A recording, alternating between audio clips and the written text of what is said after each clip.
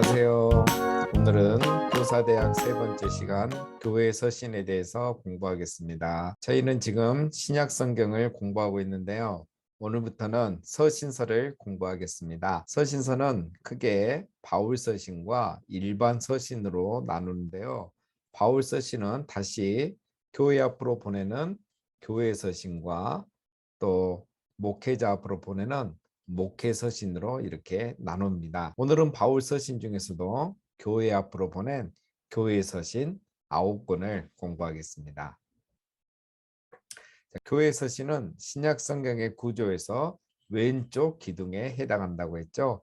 신약 성경의 구조를 보면 역사서 5권은 기초에 해당하고 왼쪽 기둥에는 바울 서신 9권, 그리고 오른쪽 기둥에는 공동 서신 9권이 있고 지붕에는 바울 서신 중 4권의 목회 서신이 있습니다. 로마서는 누가 기록했습니까? 바울이 기록했죠. 자, 예수 그리스도의 종 바울은 사도로 부르심을 받아. 로마서는 바울이 기록했다는 것에는 다른 이견이 없습니다. 바울이 직접 기록하지 않고 서기 더디오가 대피를 했다고 밝히고 있습니다. 서기 더디오가 기록하겠고 더디오 인사도 첨가했습니다. 이 편지를 기록하는 나 더디오도 주 안에서 너에게 문안하노라. 로마서의 수신자는 로마 교회이죠. 로마에서 하나님의 사랑하심을 받고 성도로 부르심을 받은 모든 자에게 로마에 있는 교회, 로마 교회 성도들에게 보낸 편지가 로마서입니다. 로마는 주전 753년에 세워진 도시입니다. 바울 시대에는 무려 100만 명이 넘는 인구가 거주하고 있는 엄청난 대도시죠. 로마 시대의 가장 큰 도시 바로 로마였습니다. 로마는 법률과 문화, 학문 등 세계의 중심지 역할을 하는 그런 도시였습니다. 바울은 3차 전도행이 끝나갈 무렵 고린도에서 이 로마서를 기록했습니다. 이제 3차 전도행을 마무리하고 예루살렘으로 돌아가서 선교 보고를 하고 다시 서바나로 전도여행을 갈 때 로마 교회를 경유하려고 생각하고 이 서신서를 로마 교회를 방문하기 전에 먼저 기록을 했습니다. 이 표를 참고하시면 바울의 서신서들이 언제 어디에서 기록되었는지 알 수가 있습니다. 제일 먼저 기록한 서신은 1차 전도 여행 후 안디옥에 들어와서 방문했던 갈라디아 지역 교회들에게 보내는 갈라디아서가 제일 먼저 기록됐죠. 로마서는 언제 기록됐습니까? 3차 전도 여행을 마쳐가는 무렵에 예루살렘으로 돌아가기 전에 고린도에서 이 서신을 기록을 했습니다. 자, 우리는 서신서들을 순서대로 공부하지 않고 신약 성경의 순서대로 배치된 순서대로 공부하기 때문에 오늘 로마서부터 공부를 시작합니다. 신약 성경에서 서신서의 분류는 앞에서 신약 성경의 집 구조에서 공부한 것처럼 바울 서신 중에 교회 서신 9권, 일반 서신 9권, 그리고 목회 서신 4권 순서로 되어 있습니다. 물론 요한계시록은 서신서이면서 또 예언서이기 때문에 제일 뒤에 배치되어 있죠. 로마서는 어디에서 기록되었다고 했죠? 고린도에서 기록되었습니다. 고린도는 아가야 지방에 있는 도시죠. 그리스 반도 북쪽은 마게도냐, 여기에 수도는 데살로니카이죠. 그리고 그 밑에 해가 헬라이고 이쪽 남쪽이 아가야 지방이라고 합니다. 아가야 지역의 수도는 고린도입니다. 로마서는 바울이 3차 전도여행을 할 때 고린도에서 로마 교회를 방문하기 전에 미리 보낸 서신입니다. 자, 로마서는 무엇을 기록하고 있습니까? 로마서는 바울 서신 중에 가장 길면서도 핵심적인 신앙 내용을 담고 있는 책입니다. 시대마다 로마서는 그 중요성을 인정받아 왔으며 특히 종교개혁 시기에 루터는 진정 신약의 주요한 부분이며 참으로 가장 순수한 복음이다라고 했었죠. 로마서의 주제를 한마디로 말하자면 이신칭의입니다. 믿음으로 의롭다 칭함을 받는다. 즉 하나님은 누구든지 예수 그리스도를 믿는 자에게는 하나님의 의를 선물로 주신다는 것을 강조하고 있습니다. 로마에 있는 유대인들은 아직도 율법을 강조하고 있지만 바울은 유대인이나 이방인이나 오직 믿음으로 의롭게 될 수 있다는 것을 강조하고 있습니다. 바울의 다음 목적지는 그 당시 땅끝이라고 생각했던 서바나, 스페인이었죠. 서바나로 가는 도중에 준비할 수 있는 장소로 바울은 로마를 생각했습니다. 그래서 바울은 고린도에서 예루살렘으로 갈 준비를 하면서 이 편지를 먼저 로마 교회에 보내고 다시 서바나로 선교를 갈 때 로마를 경유하려고 했었죠. 그런데 예루살렘에서 고발을 당해 결국은 선교사로 로마에 가지는 못했고 죄수가 되어 가게 되었지만 오히려 로마 군인의 보호 아래 복음을 전할 기회들을 갖게 되었었습니다. 로마 교회는 이방인과 유대인들로 구성되어 있는데 이방인들의 수가 훨씬 더 많았습니다. 그런데 이 로마 교회는 이방인과 유대인의 인종 문제로 갈등을 겪는 것이 아니라 율법과 구원의 문제로 갈등을 겪고 있었습니다. 그래서 바울은 율법은 죄를 깨닫게 하는 것이고 유대인이나 이방인이나 모두 오직 믿음으로 구원받게 된다는 것을 계속 강조하고 특히 12장부터는 구원받은 자로서의 합당한 삶을 강조하고 있습니다. 다음은 고린도전서입니다. 고린도전서는 바울이 직접 친필로 기록해서 보낸 편지입니다.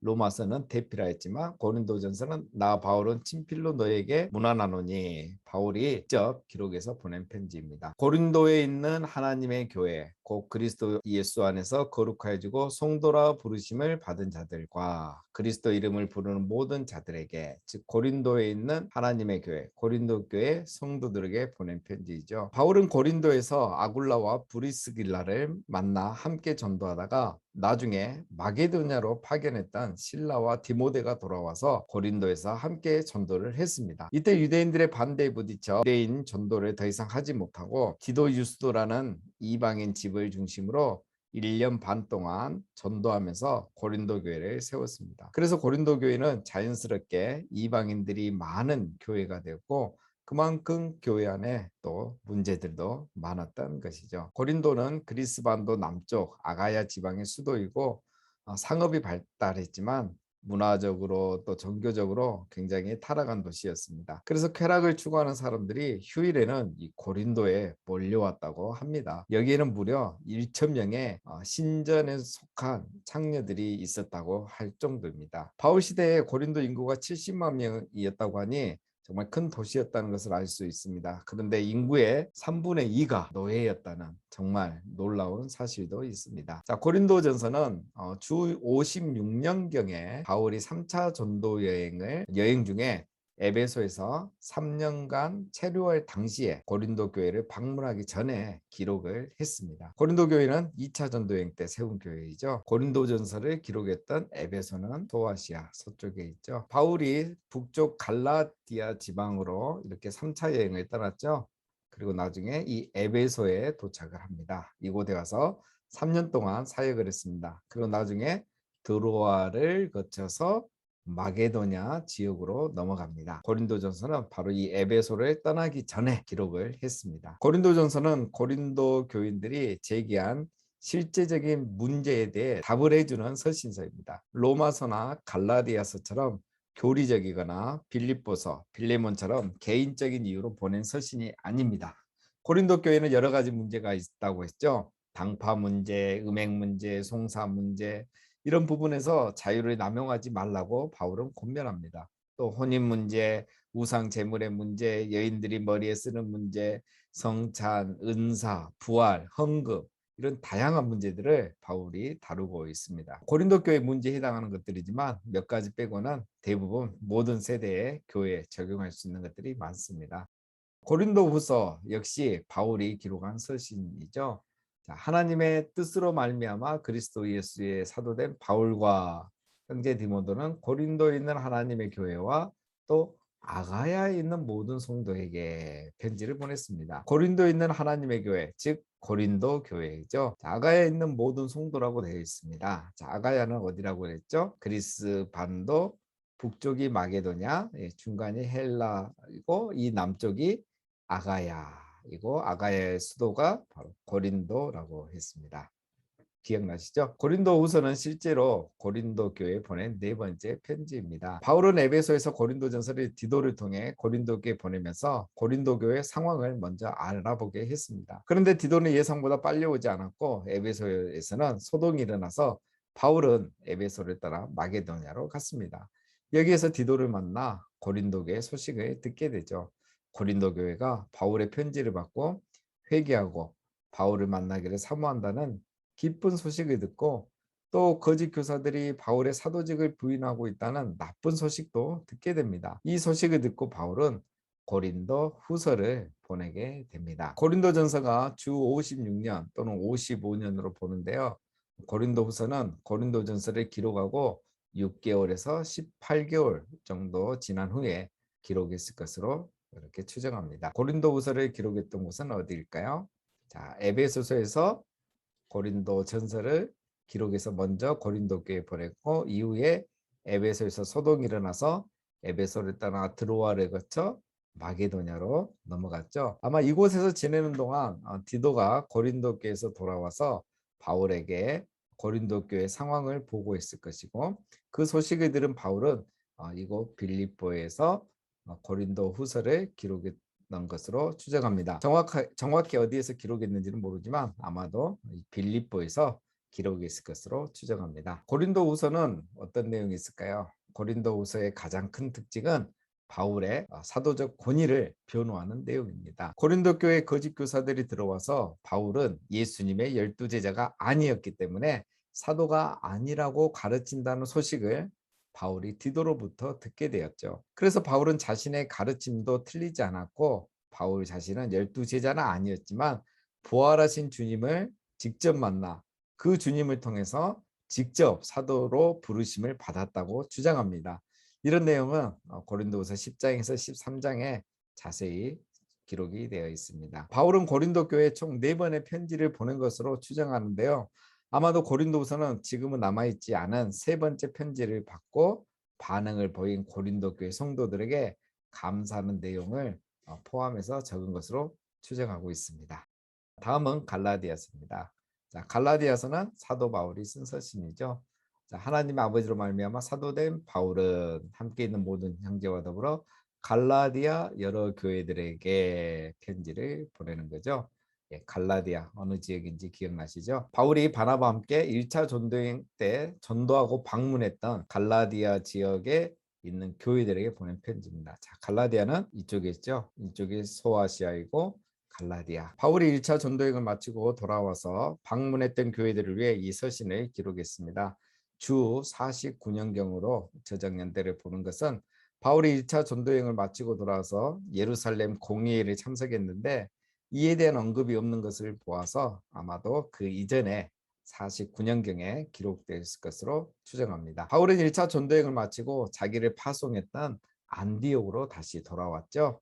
여기에서 갈라디아 지역에 있는 교회들에게 이 서신을 보낸 거죠. 갈라디아서의 주제는 이신칭이 즉 믿음으로 의롭게 된다는 것입니다. 바울은 이런 상황에서 갈라디아 지역 교회 성도들이 유대인들의 잘못된 가르침에 넘어가지 않게 하기 위해서 이 서신을 기록했습니다. 이런 내용을 3, 4장에서 집중적으로 강조하고 있습니다. 바울은 동시에 율법으로부터의 자유가 무법을 의미하는 것은 아니다라는 것도 강조하고 있습니다. 율법이 아니라 믿음으로 의롭게 되는 것은 맞지만 그렇다고 율법이 없는 자처럼 무법자로 사는 것이 아니라 거룩하게 살아야 함을 강조합니다.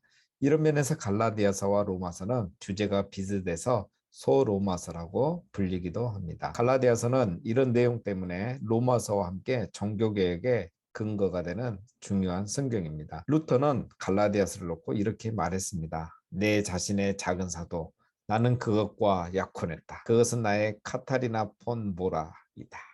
예, 카타리나는 루터의 아내입니다. 루터는 갈라디아서가 얼마나 좋은지 갈라디아서와 함께 약혼했다고 이렇게 말을 했습니다.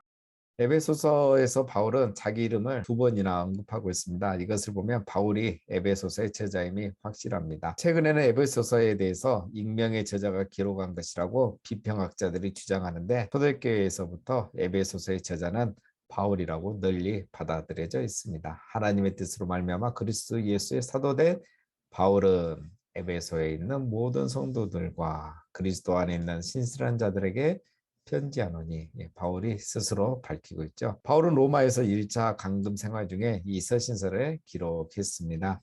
4권의 옥중 서신이 있죠.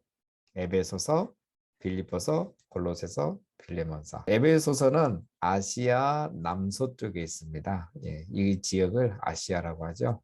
아시아 남서쪽에 에베소가 있고요. 중앙 부분이 갈라디아죠. 에베소서는 로마 제국의 큰 항구 도시입니다. 매우 거대한 항구로서 아시아 무역 항로의 종착지였다고 합니다. 바울은 이미 2차 전도 여행 중에 예루살렘으로 복귀하면서 이 에베소에 들렸었습니다. 그리고 3차 전도 여행 때는 이곳에서 3년 동안 머물면서 처음에는 회당에서 전도하고 나중에는 두란노 소원에서 가르치는 사역을 했습니다. 바울은 이곳을 에베소서를 아시아 지역 전도 중심지로 삼았으며 여기에서 고린도 교회 편지를 보내기도 했죠. 에베소서는 인구 25만 명이 사는 아시아의 중심지였습니다. 상업과 종교의 중심지였고 큰 항구 도시였기 때문에 당연히 상업의 중심지였고 또 종교의 중심지였습니다. 에베소는 아데미 여신을 숭배했는데 이곳에 아주 큰 아데미 여신의 신전이 있었습니다.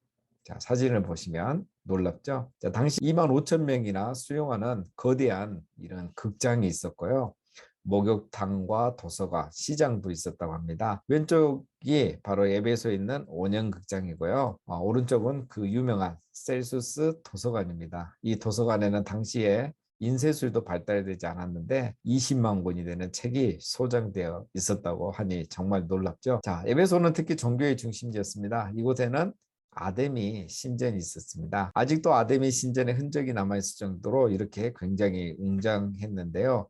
길이가 무려 104m, 폭이 30m, 높이가 16m, 그리고 이런 원주가 100개나 되었다고 합니다. 아데미 여신은 풍요와 다산의 신입니다. 바울의 사역으로 마술과 우상 매매업에 큰 타격을 입어서 에베소의 야외 극장에서 소요가 일어나기도 했었죠. 에베소는 바울이 2차 전도 여행 때 예루살렘으로 복귀하는 중에 들렸고 3차 전도 여행 때 3년간 머물면서 양육을 했고 3차 전도 여행을 마치고 예루살렘에 복귀한 후에 체포되어서 로마로 호송된 후에 감옥에서 기록을 했습니다.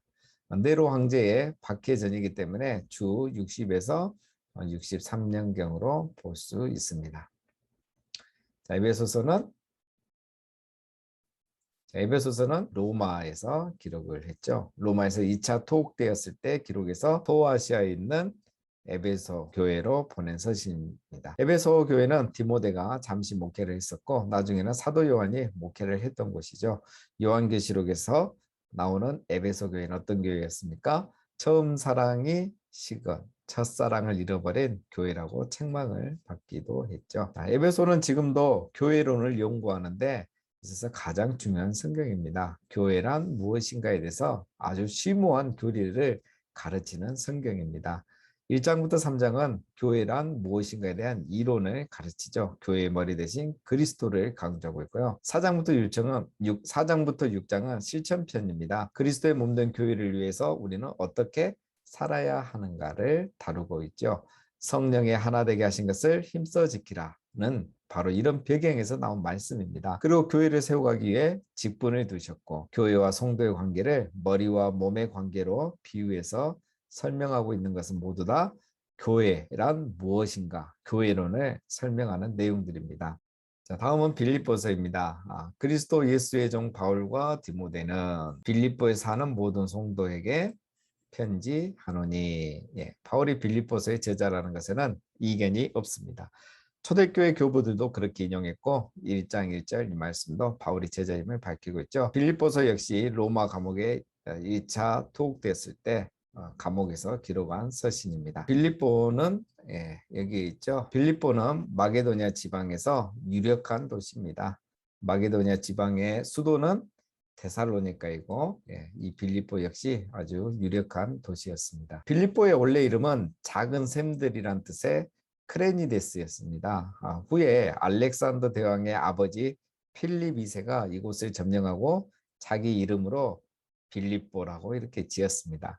나중에 옥타비아누스가 점령하여 로마의 식민지가 되었고 아시아에서 마게도냐로 넘어가면 만나는 첫 번째 도시가 바로 이 빌립보입니다. 바울이 2차 전도 여행 때 마게도냐인이 꿈에 나타나서 마게도냐로 건너와서 우리를 도우라 라는 환상을 보고 마게도냐 지방으로 건너가서 첫 번째 도착한 곳이 바로 이곳 빌립보이고 바울이 유럽으로 건너가서 처음으로 세운 교회도 빌립보 교회입니다. 그 후에 빌립보 교회는 바울과 계속 교류하면서 바울의 선교 사역을 재정적으로 후원했고, 바울도 3차 전도행 때 빌립보 교회를 방문했습니다. 나중에 바울이 로마 감옥에 갔을 때 빌립보 교회는 에바브로디도 편에 바울이 쓸 것을 보내기도 했지요. 빌립보는 전도의 열매가 많은 곳입니다. 자색 옥감 장수로 하는 누디아는 바울의 설교를 듣고 그리스도인이 된 최초의 유럽인이죠. 빌립보 감옥에 갇혔다가 기적적으로 나오면서 또 간수와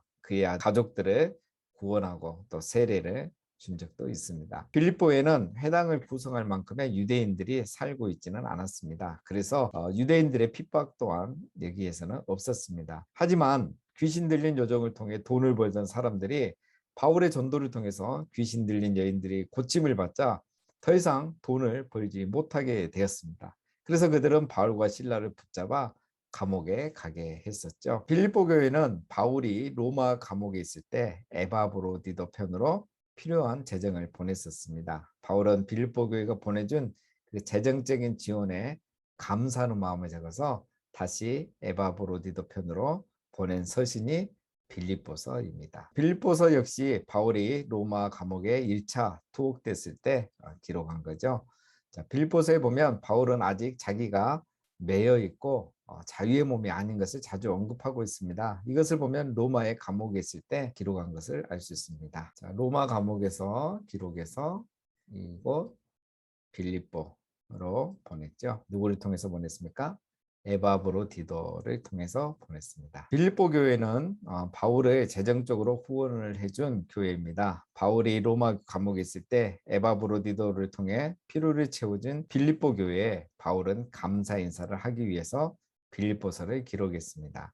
또 빌립보 교회에 필요한 권면을 해주는 내용들도 당연히 포함되어 있습니다. 빌립보 시민들은 그들이 로마 시민이라는 자긍심을 가지고 살고 있었습니다. 그래서 바울은 빌립보 교인들에게 우리의 시민권은 하늘에 있다고 말합니다. 로마와 떨어져 있어도 로마 시민으로서 권리와 의무를 가지고 살고 있는 것처럼 하나님 나라의 시민권을 가진 성도로서 자긍심을 가지고 주 안에서 기뻐하면서 살라고 권면을 하고 있죠. 빌립보서는 이처럼 기쁨과 감사의 내용이 많아서 기쁨과 감사의 서신이라고 불리기도 합니다. 다음은 골로새서입니다. 골로새서의 저자는 바울이죠. 하나님의 뜻으로 말미암아 그리스도 예수의 사도된 바울과 형제 디모데는 골로새에 사는 성도들 곧 그리스도 안에서 신실한 형제들에게 편지하노니. 바울이 골로새 교회에 보낸 서신입니다. 자, 골로새란 말 처음 들어보시죠? 네, 골로새가 어디에 있을까요? 네, 소아시아 남서쪽에 있습니다. 자, 계시록에 나오는 라오디게아 교회 그리고 또 히에라볼리 이 세 도시는 소아시아에서 아주 번영한 도시였습니다.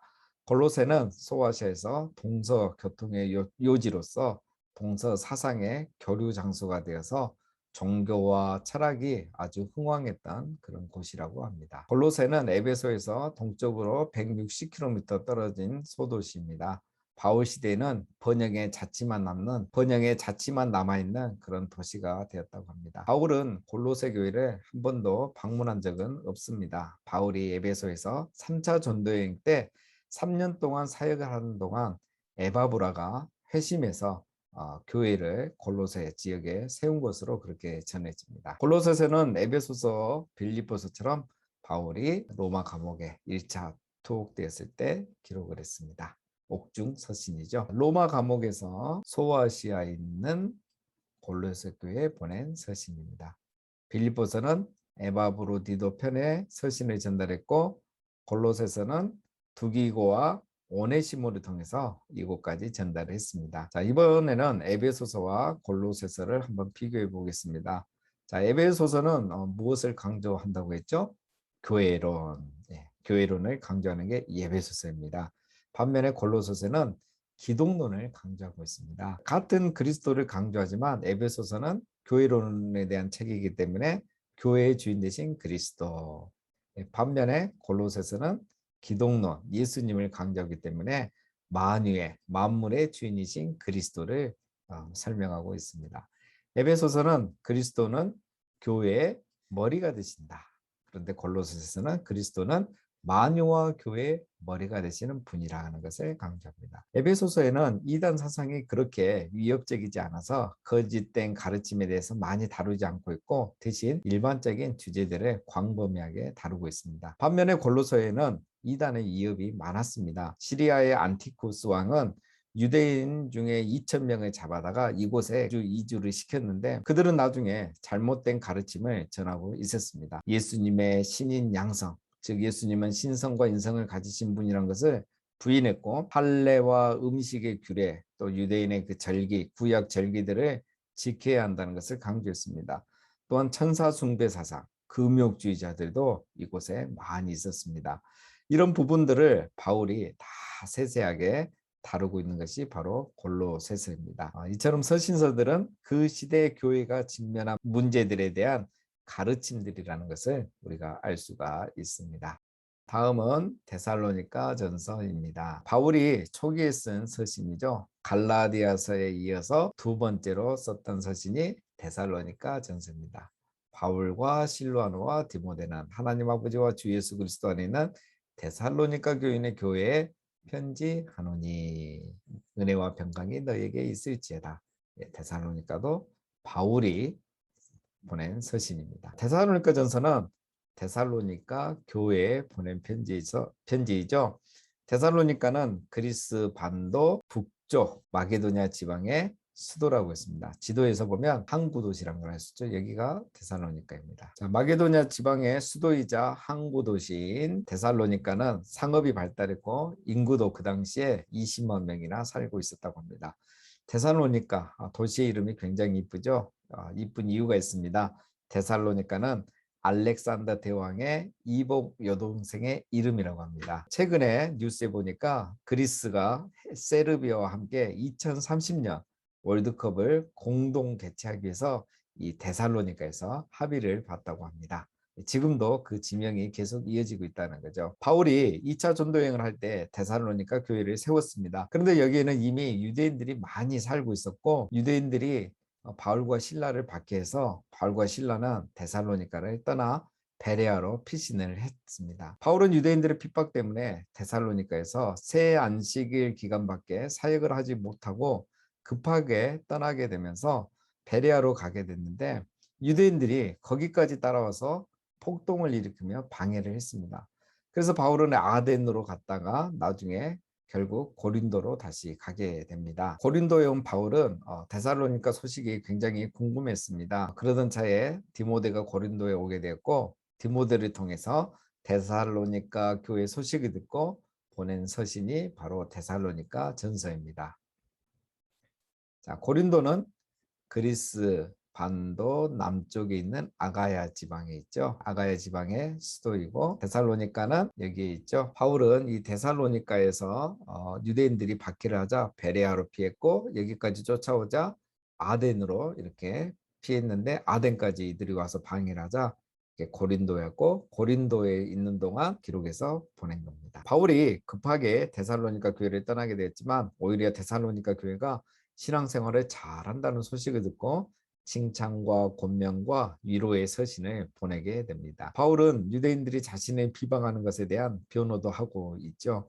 특히 데살로니가 교회는 부활과 재림에 대한 잘못된 생각을 하고 있는 성도들이 많았습니다.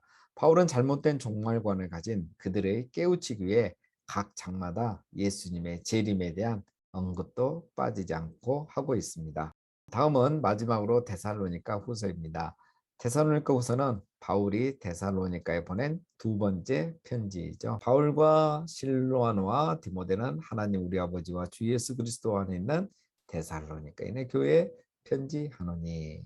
바울이 데살로니가 교회에 보낸 두 번째 편지입니다. 데살로니가는 마게도냐 지방에 있는 항구 도시라 그랬죠. 데살로니가 전서를 보낸 후 잘못된 교리의 씨앗이 성도들 안에 뿌리내리고 있었습니다. 데살로니가 후서는 주 51년경에 기록했습니다. 데살로니가 전서를 보낸 후 1년이 채 지나지 않아 바울은 데살로니가 후서를 보내게 됩니다. 이때는 실라와 디모데도 고린도로 와서 바울과 답시 합류한 때이죠. 지리적 위치는 데살로니가전서 동일하죠. 바울은 첫 번째 편지를 보내고 얼마 되지 않아 걱정스러운 소식을 듣게 되었습니다. 데살로니가 교회에 예수님의 재림에 대한 오해와 소란이 있다는 소식이죠. 어떤 사람은 예수님의 재림이 가까이 왔다고 하며 일하지 않는 성도들이 있었습니다. 바울은 이에 대해서 예수님의 재림은 아직 오지 않았으며 재림 전에는 어떤 징조가 있는지 자세히 가르쳐 줍니다. 재림 전에 있을 징조들을 언급하면서 지금은 일상생활에 충실할 것을 권면하죠. 이런 부분을 가르치다 보니 재림에 관한 내용을 많이 다루게 되고 감난산 설교 또 요한계시록과 함께 데살로니가 후서는 3대 예언서라고 불리기도 합니다. 자, 오늘도 공부하신다고 수고하셨습니다. 다음 주에 뵙겠습니다.